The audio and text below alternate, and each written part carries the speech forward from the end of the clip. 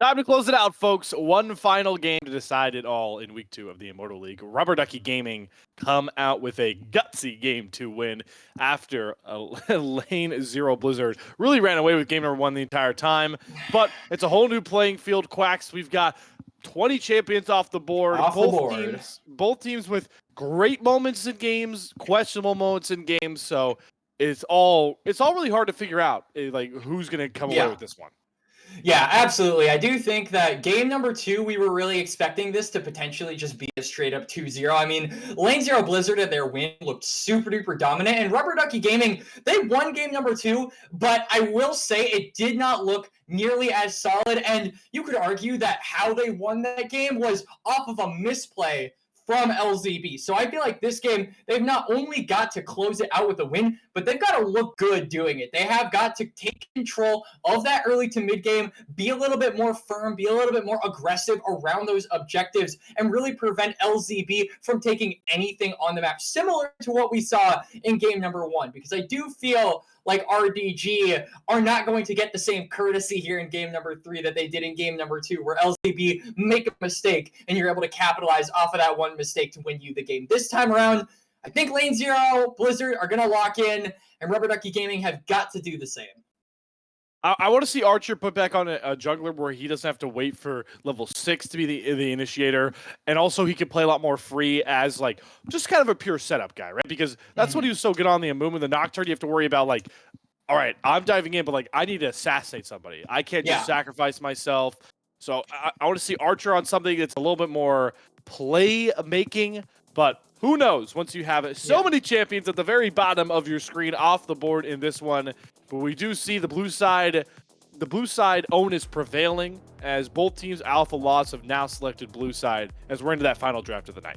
Yup, and we're probably going to see similar bans from what we've been seeing in the last couple of games, right? The Hui ban has been, ever present in games number 1 and 2. Now in game number 3, the Skarner is going to be the same 100% presence. Got to keep that number up. Jarvan also going to be banned away. So we are banning away a bunch of initiators as LZB. We're really making sure that we are the ones that can start the fight.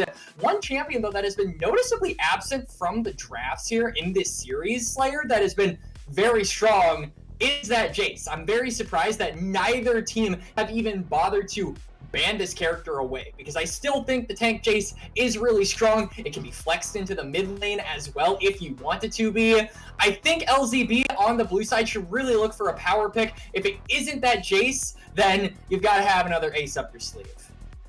The Jinx is going to end up being the B1, so okay, really, I like it.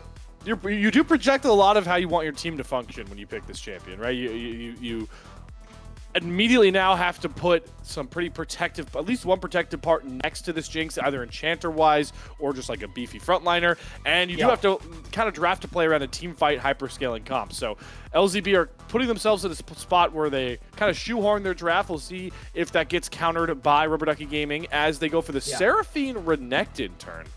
Interesting.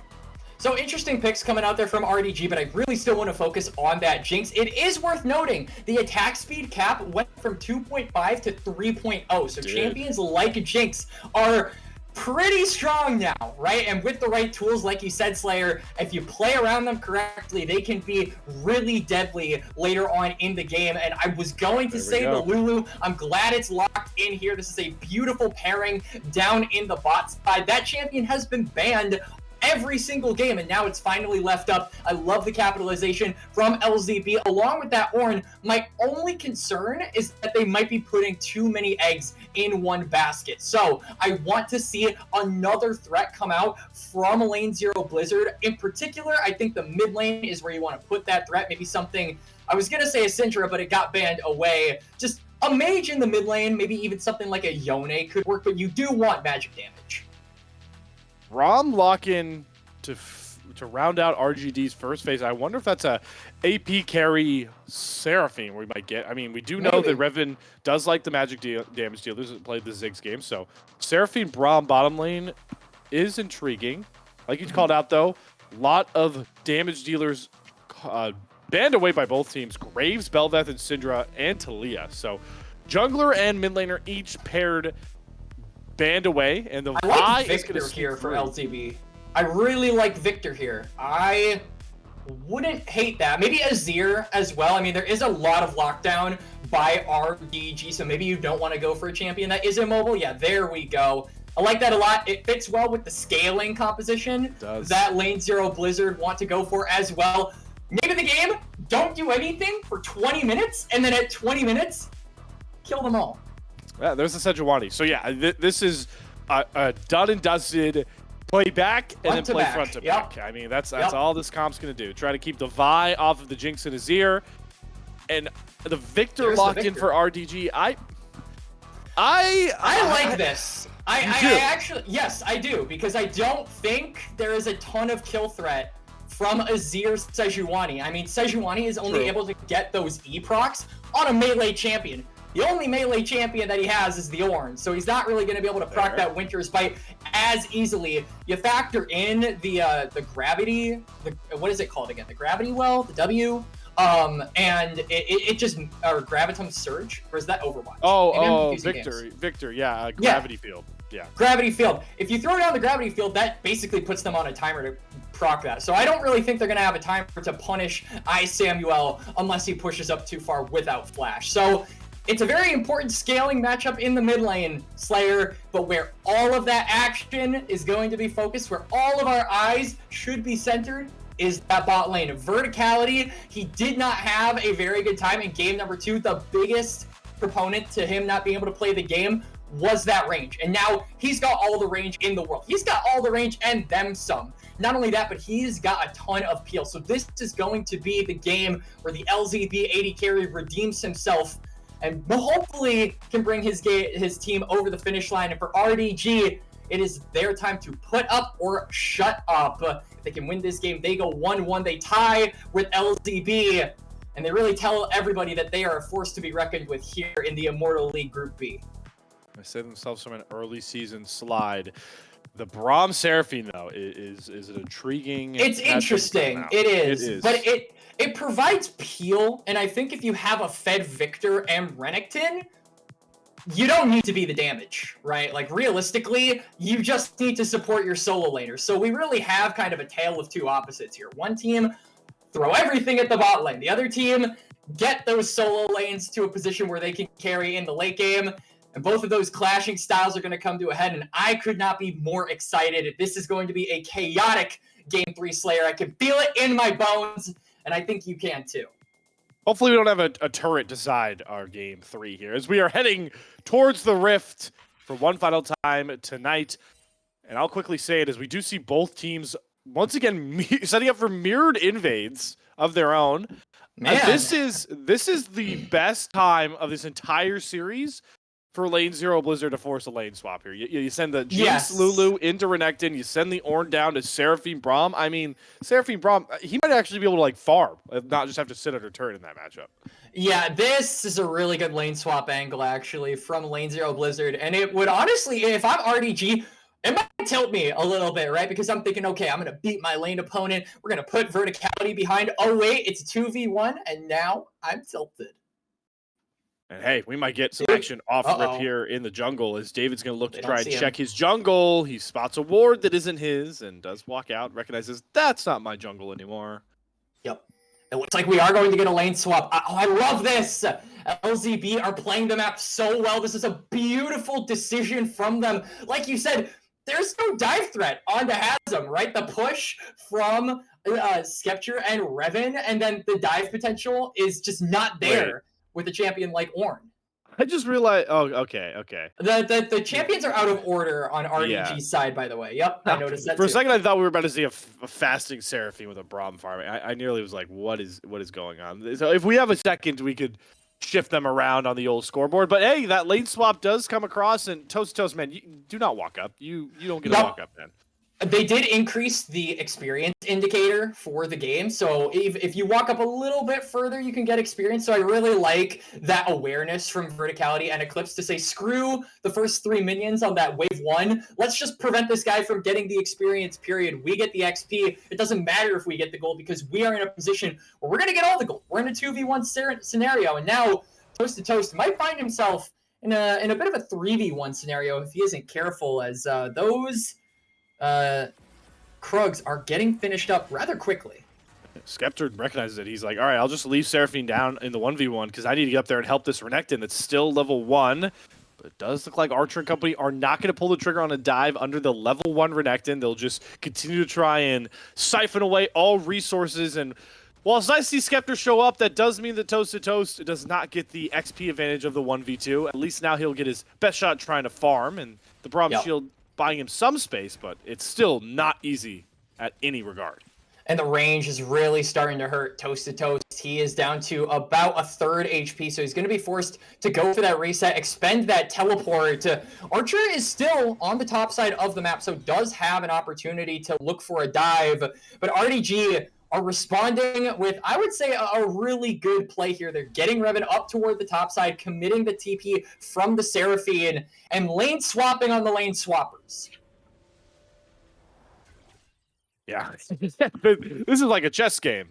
This is the chess game of League of Legends. I'm a fan of it. Seeing it in the Immortal League, this is strats that you usually reserve conversations for like tier 1 leagues. Yeah, like LPL, LTA, LEC, LCK. Nope, you get in the Immortal League in a game 3 that could be a big factor when it comes towards playoffs time, especially with how little games you truly get in the regular season. For sure. And now Verticality and Eclipse are on that bot wave. So it looks like the game is going to return to some form of normalcy. And just as it returns to normal, Samuel having to flash away from Archer and Never Saw, who don't have enough damage in the bag. It gets the gravity field down. David there to assuage, but that's a key flash off of a pretty immobile champion if you're LZB. And exactly what we said in the draft, right? The gravity field is going to help just completely nullify a lot of those ganks. Samuel, like you said, is forced to burn that flash. So now it's going to be on the Victor to just not overcommit too hard. And this could hurt RDG's chances at getting some of those objectives because we're assuming mid priority is going to fall into the hands of lane to zero Blizzard from here on out until that summoner is back up for the Victor and that safety is reacquired for that champion. Safety has been afforded to Haslam now, returning to that normal 1v1 matchup. He's gotten the level advantage. He's in a comfortable spot where he can just kind of farm out this lane. And while it is nice, for Toast to Toast to kind of just farm up in a sense of safety, remember, back to the draft, Quacks called it, farm up the first 20 minutes of your LZB, and if you're not too far behind, you should roll over this game. And so far, they've got to be pretty happy with a 0-0 score line, and they're getting their first hit at any sort of feats chases, with the feats being monster slaying feat going with this first dragon. And they're doing it before 6 minutes, so RDG aren't really going to be able to respond on the top side of the map. They're coming down toward the bot side river, but it is too little too late. But they want to maybe look for a fight anyway. There's no ultimates. Vault Breaker is going to land on the Eclipse, so Lulu has to flash over the wall, but a key set of Chompers will hold the rest of RDG in place. So just support Flash for that dragon. Really, really good awareness there from David to go in. He doesn't overcommit. He just burns the summoner away from the Lulu. Now, though, David is still on the map, doesn't really have to be in a rush to recall or anything. So with the push in bot lane, Revan or Skeptor, or potentially even both, could look to go for a reset and maybe join their jungler up toward that top side objective. It feels like the position this bot lane is in could be advantageous for RDG. So could the mid lane. So we'll have to see who roams up toward those grubs, as it is being pinged by the Vi to go on. Ooh, Haslam, he has ultimate advantage here if he really wants to go for the outplay, but there's Toast to Toast. He gets one minion killed off in the background, pops the Dominus, now Haslam's like, whoa, I was just kidding, man. Don't get too feisty. Yep. And now Toast to Toast is able to kind of take control of the top lane, at least for the time being, which will allow him to give top priority to David and take these grubs, as Conqueror procs has him very low, still has that flash. Archer maybe looking for a gank here. You do have David nearby. Toast to Toast, no ultimate. Does have flash, but gets stunned up. Tries to get a Q heal, does flash, but Archer can follow. The double dash. Slice and dies just in time for Toast to Toast. There was a little bit of hesitancy in Archer. He didn't auto attack. I think he wanted to give the kill over to Haslam in that brief window from the Sejuani trying to get their top laner fed. Allows Toast to Toast to get on out. The wave will be pushed, so he will lose maybe a little bit of XP and gold, but all in all, just a misplay from the jungler of LZB. The grubs taken as well. Only 2 of them, though, for RDG. Mean that nobody gets that, kind of point on the feet, but it does mean a little bit more pushing advantage given over to Rubber Ducky Gaming. That's the most fun part about the monster slaying feats chase is that it's got to be all 3 of those grubs. So I love that. As a jungler, I love that. Yeah, I'm with you. And that top lane play, right? David just wanted to be a little bit respectful without any top lane help, but he mid lane prio didn't want to gamble to go for the monster slaying, give away a kill. Well, he's up. He's pushed up. The small little things that really make a difference, especially in game 3s. You called it out, though, Quacks. They're looking for Ice Samuel. Does not have flash. The Glacial Prison is going to land into the polymorph. He's trying to turn on to Neversaw, who Shuriman shovels him back towards his turret. Somebody's got to finish off this kill, though, as Ice Samuel's trying to kite back, but that's into the turret. He tries to give the kill to Sejuani, but one clutch of Zerato grants Neversaw and LZB first blood. Neversaw getting that first blood. LZB on the board, but they committed so many members up toward the mid lane. Verticality gets away from the Seraphine stun, does eat the cease and desist with the flash, nearly creates enough distance to find a trade on a Scepter, but the dive goes through, the Jinx falls.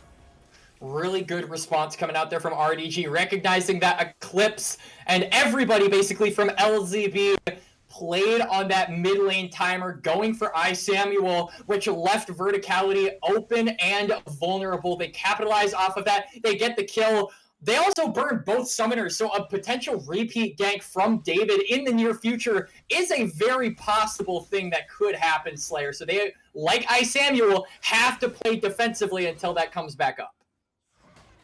Gold lead marginal, but it's important to remember the slow pace of this game falls into the advantage of lane 0 Blizzard.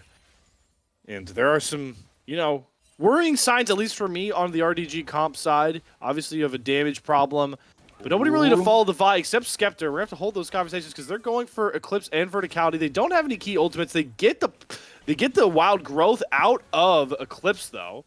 Use that on himself just to survive. Yeah, and no real follow-up possible there from RDG as the cease and desist is still down from David, but I like where their head's at. We literally just said that they have to put the pressure on the bot lane when Verticality doesn't have these sums. You've got to try and punish the Jinx, and we've said it so many times, but the Jinx, they're putting all of their eggs in this basket. If you can put Verticality behind and make the game difficult for this Jinx to play out and to scale and get items, then they are significantly stifled around that 3 dragon mark where you would ordinarily expect this Jinx to just run over a fight. It's not going to be like that. Won't be for the time being. Neversaw, though.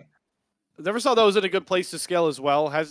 I believe the first person to first item there. I see the Sundered Side came through for David, but the Nashor's Tooth was already done. Archer taking control of the Scuttle.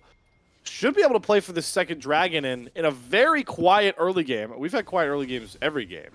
Grabbing a second Drake would put them in fantastic spot for feats here. Is a huge trade from Hasm. Forces out the Dominus. Gonna go for the gold Ornhorn. Lands it. Doesn't have enough damage through the cool of the meat heal for Toasted Toast. He doesn't even get it off. Wow. Hasm on the Orn with another solo bolo. He only finds these on tanks, man. I mean, yeah, really good awareness there from Hasm, taking that fight toast to toast.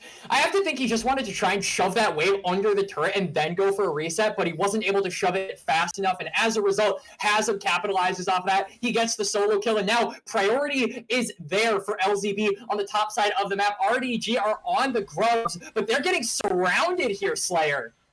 They bring in a teleport from Toast to Toast. Doesn't have the Dominus, but it's just another body.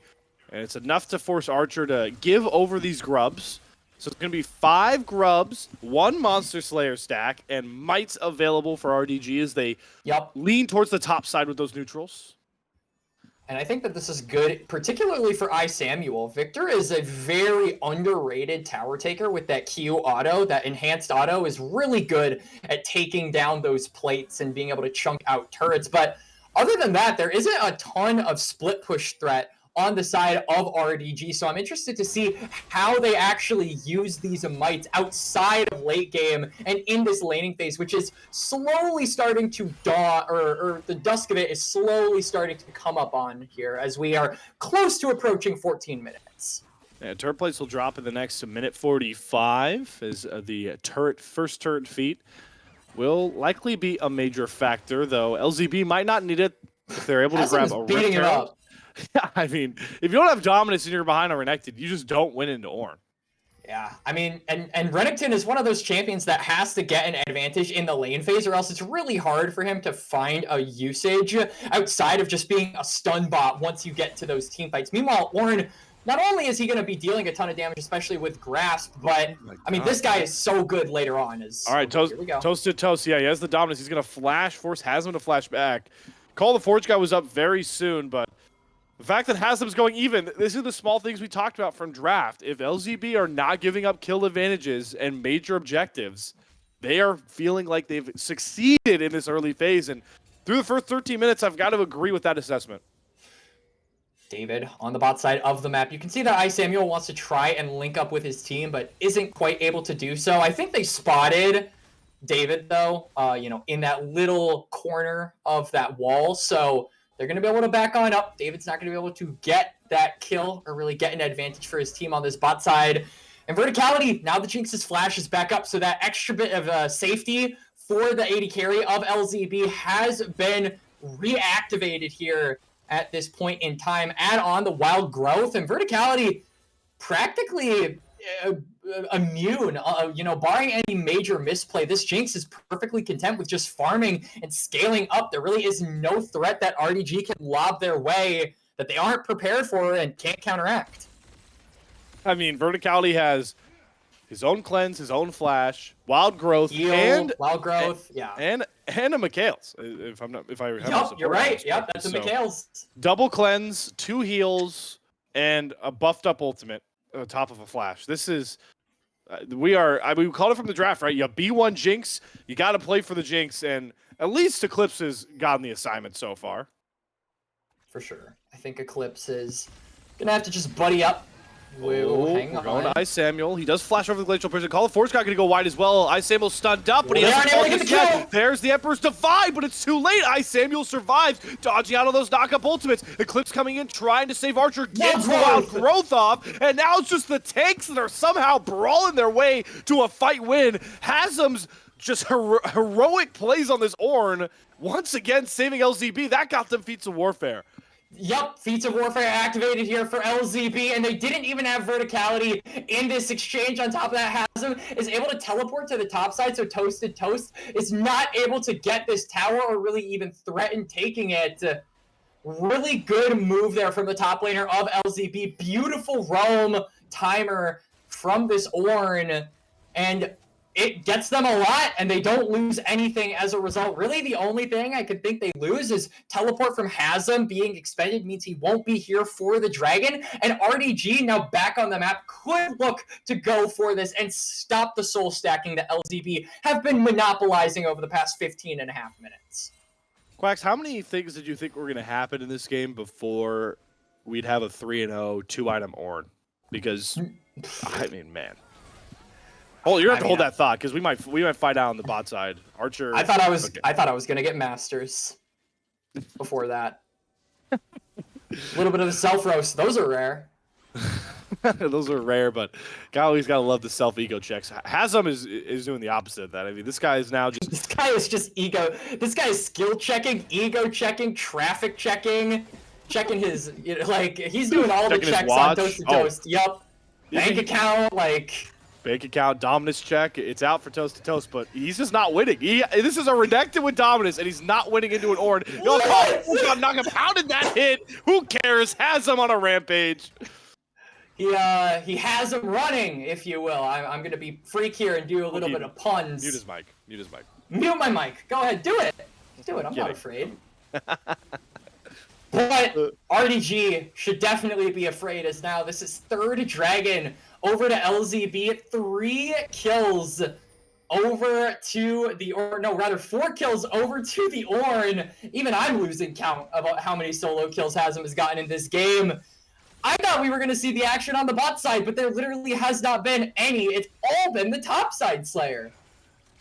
And in the background of all the top side action, feats of strength have been grabbed for Lane Zero Blizzard off 3 straight dragons. They get it with the monster slaying feat. So not only do they have upgraded tier 2 boots, a Giga Chad Ornn that's ahead, they are now 1 dragon away from Cloud Soul, which is nerfed, but it's still a soul that they can grab at the earliest, being 22 minutes. Yeah, that is a rough position to be in for RDG. I mean, the game is starting to slip away from you in every sense of the term. I mean, the gold difference is around 3,000. The dragons are being monopolized here by LZB. Your bot lane might be flanked if you're LZB. Here, oh, he Vault Breakers onto Eclipse and then seeks a desist on Verticality. Burns the flash. Wild Growth goes down, but it's so hard to kill the Jinx when only Vi is diving back. David soon to fall. Gets some big heals from Seraphine. Encore onto 3. Never saw it with the Emperor's Divide. Just does not get to David. It only hits the front line. Archer stunned up. Bromstone one more auto should stun him once more, but nobody can get close enough. Never saw exhausted. Trying to trade out Ice Salmon with these Seraphine shields. But the rocket downtown for Verticality. Revan, he was the hero with the shields and heals, and he ends up being the only one to fall in that extended fight. And Eclipse, a beautiful peel from the Lulu. Verticality gets on out. Every single tool was used to keep that Jinx alive, and it stands tall, even gets a kill at the end of all of that. LZB, it was a scrappy fight. Only 1 casualty, though. It's absolutely crazy there, Slayer. That could have very well been a wipe for either team if any of them messed up. But they all played that fight to perfection. It's just LZB coming out a little bit further ahead in the exchange at the end of the day. They grab some turrets off the back of that. Another added bonus of having a super server Ornn ahead right now is that Hasm got to level 14 already. He gets his first ornament upgrade, which honestly are more overpowered than Ornn upgrades ever used to be. Just 1,000 gold worth of flat stats. He gives to himself. He gets even tankier. And I think that Yuntal will be next to be upgraded, or maybe an IE for Verticality. Just going to juice up LZB as a team even further as we've officially arrived at that team fighting stage, cresting over the 20-minute mark. Yep, and with that top turret gone as well, it means that Hasm is officially unleashed. This Ornn can get around the map, can join up with the rest of the team. That Call of the Forge God is going to be vital in starting up a lot of these fights. And not only do you have another engage tool, but you just have more peel for the Jinx at this point to knock up the Call of the Forge God. All of the CC that Ornn can provide, it's going to be used to cover Verticality and create distance between him and the rest of RDG. It just makes an already difficult job for the Rubber Ducky Gaming team that much harder. And they're feeling the pain, trying to hold this mid lane tier 1 turret. Yeah. Able to hold pretty strong here, though. They have all 5 members nearby. David waiting in the wings, but this is one of the shortcomings of this draft, I feel, is especially now that Toasted is behind, who can reliably follow David with these season assists? Goliath. But Goliath doesn't exist in this match. Goliath is the Ornn on the other side of the match. Yeah, yup, pretty much. And now, I mean, that mid wave is pushing in. I'm really wondering when LZB are thinking they can pull the trigger and go and drop that Herald, because you want the wave to assist you, but RDG actually have a good amount of wave clear. You throw down the Seraphine, you throw down the Victor, it's very hard for you to get a minion wave that touches this turret and allows you to escort this Herald, but they're going to try anyway.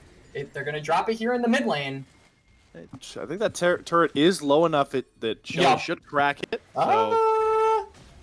Yes. Well, wait with the last couple autos. So mid tier 1 goes down. Verticality going to try and escort Shelly in for a second crack, and I don't think anybody's going to be able to stop it. We don't have a jungle smite. Yep, onto the mid tier 2 turret, and with the rampant pace of this early game exploding thanks to Hasm, we are less than 30 seconds away from a potential Cloud Soul already, and RDG just don't have the juice to contest, I feel. No, they really don't. They don't have enough resources. They don't even have enough vision. The only vision that they have on that bot side river is the one near the pixel bush. So that upper part of the bot side river, they have got to start exploring that. You can see that Skeptor is looking to get some vision down, but it's a question of how much is that actually going to help them here. The dragon has spawned. Cloud Soul is available. Sure, it's nerfed, but hey, a soul is a soul. And if they get this, Slayer, Otacon is still up and available right for the taking. So we're exactly in the position we were in for game number 1, where if you get one objective and you win the fight, another objective is soon to follow. And I think both teams understanding that are going to hesitate on starting this one up.